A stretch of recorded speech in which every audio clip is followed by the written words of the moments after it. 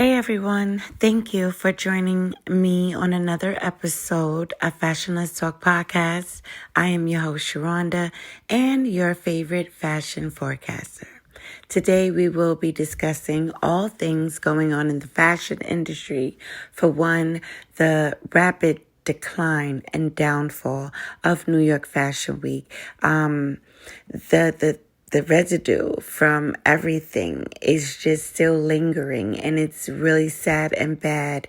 We'll be talking about all of the gatekeeping that helped led to the downfall of New York Fashion Week. We'll also be discussing how Saks Fifth Avenue sent all of their 2,000 vendors a letter stating that they will now eventually, hopefully, make payments to all of their vendors for all of the collection and their wholesale stock that was given to them. They'll start now making payments now that they got their 1 billion and something amount of money that from purchase. They sold Saks Fifth Avenue. So they sent out this letter to all of their vendors saying, okay, we'll start making payments soon. So the fashion industry right now is in an uproar, and the downfall is just continuing. So let's go into all of those. So right now, I don't even know where to start because, I am a fashion forecaster. So I am able to observe and kind of predict where the fashion industry is going. And for the last, honestly, 8 years, I have been saying, the New York fashion industry is in a declining state. It is going down. And each year we see some example of that. It's not getting any better. What I'm seeing and observing is that the industry is starting to feel that New York Fashion Week has no value anymore. The designers, New York, the runway shows, the production, it has no value no more. And I want us to really sit and think about why that is. And how can that even be considered? Paris Fashion Week is picking up like no other. And, honestly, these European countries like Paris and London, they honestly feel like they were the creators of the whole fashion week, 2 weeks market movement. And they were. And it was probably in the 50s and 60s that the American designers start to want to be a part of that.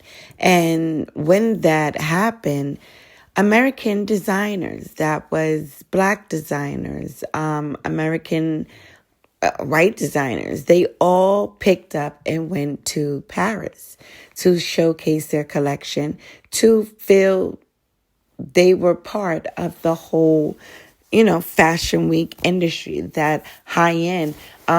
So they incorporated going out there to step in and I guess get a foot at the table. And then you had it where New York Fashion Week was created. And that was done, I would say, probably in the 70s.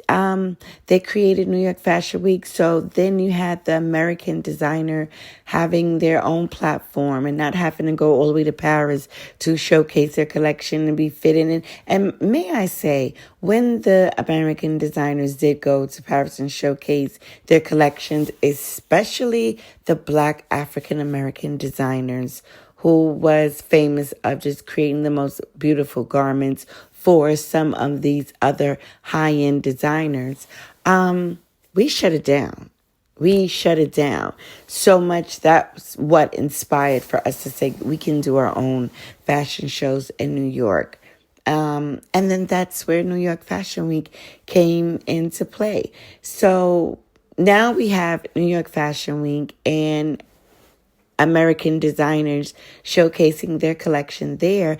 And there's no need to go all the way to Paris to be considered a, couture, high-end, established designer. Well, that happened. And then we got to a point we needed a location, which was very important. Yes, an organization. That's where you have the calendar created, which CFD now represents. But we need a location.